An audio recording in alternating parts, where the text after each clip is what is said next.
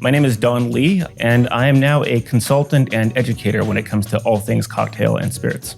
I'm Dave Arnold, and I kind of do a lot of things. Don and I used to have a bar in New York called Existing Conditions. I'm an author in the kind of cocktail and food space. I started a food museum called the Museum of Food and Drink. I design restaurant and bar equipment. I'm all over the map.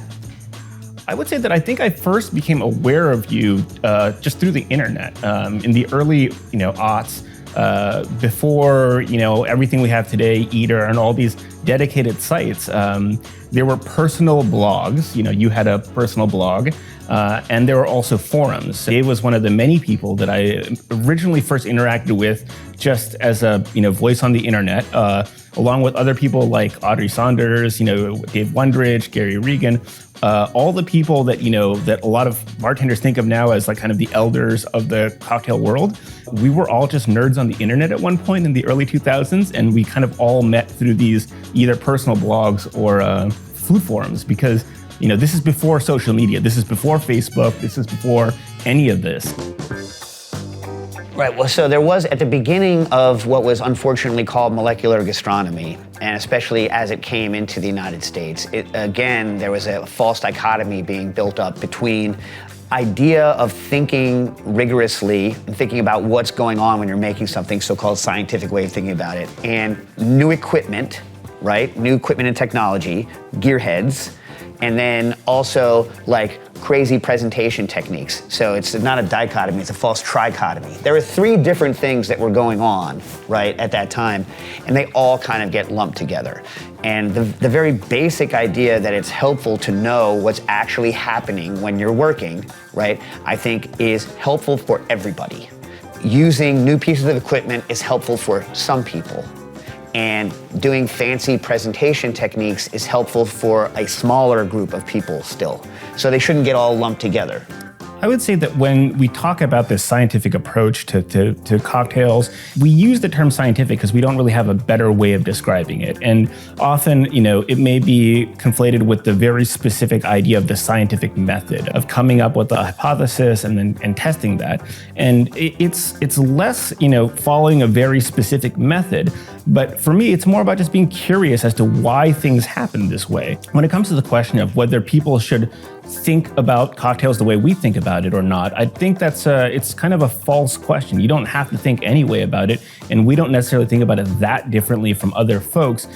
I would say that we currently and historically have had the luxury of having more time to think about it. If you're working service, your constant concern is service. And when we had a bar, we had less time to work on these questions for that very reason. So it would work in short spurts where we were developing things. We were constantly engaging in questions on our own. But in terms of highly productive producing new work, it tended to happen in spurts because we were more worried about whether the toilet was working or whether, the deliveries were coming on time. There's so much minutia that prevents you from doing it.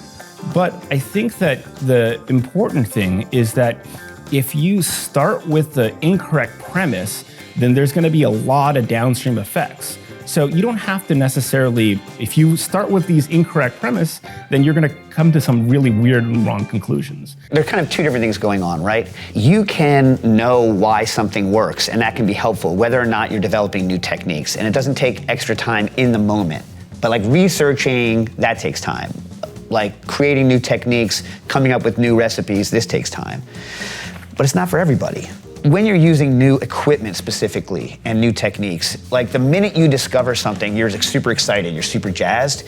And so you have a tendency to go overboard with using it or use it in a way that isn't the best way to use it. It's very hard when you're developing a new technique especially, but also when you learn a new technique to show restraint in using that technique and only using that technique when it's best applied. Another thing I think that also gets folded into this is people have these techniques or the use of these techniques exactly backwards, right? So they're like, I have this technique, what am I gonna use it on? I think the better way to do it is you learn a new technique or you learn a new idea and then you just put it in your pocket and then you wait and you're like, oh, you know what would be great to do here. I have a reason. I have a specific reason. I want to achieve this flavor. I want to achieve this texture. You know what would be great? This technique. You know what I mean?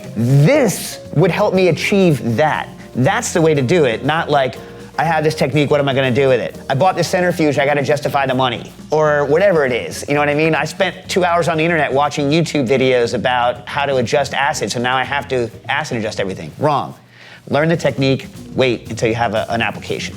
All things in moderation. Techniques and technology, it's there as a tool. It will take you to certain places that you couldn't otherwise get to without them, but that is not the end-all be-all. It is not the destination of all things. It is just a step in actually getting to what your intent is. So if your intent is maximize carbonation, there will be a certain way to do that. If your goal is successful business, perhaps it's not cocktails at all. Perhaps it's a beer and shot dive bar. Good money in that. Good money in that. But if your goal is cocktail bar, you need to answer for yourself, what kind of cocktail bar do I want to be? What are the standards I want to uphold? And what is the hill that I'm willing to die on? Another thing about though, like where techniques can lead you astray is like, you talked about this earlier, but like often people see techniques as being handed down to them and they're all multi-step, right? And this happened to me a lot where someone's like, oh, I forgot to do that step. And you taste it and you're like, oh, that's fine.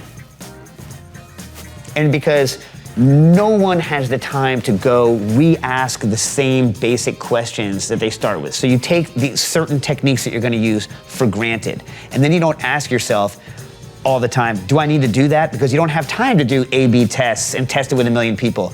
And so you end up wasting a lot of time with these unnecessary steps that don't make the drink any better because they just become part of what you do until someone on prep F's it up and it doesn't turn to crap on you. And you're like, oh, I could have saved a half hour every day for the past 5 years.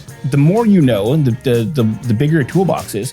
When you see somebody else's recipe, you can tell if they understand what they're doing or not based on the way they've written this recipe and the way that they're doing things. Because there are some techniques where I see and they're like, why are you doing this? This does literally nothing or will make your drink worse. And so it just shows that they don't understand what they're doing and they're doing it to say that they're doing it.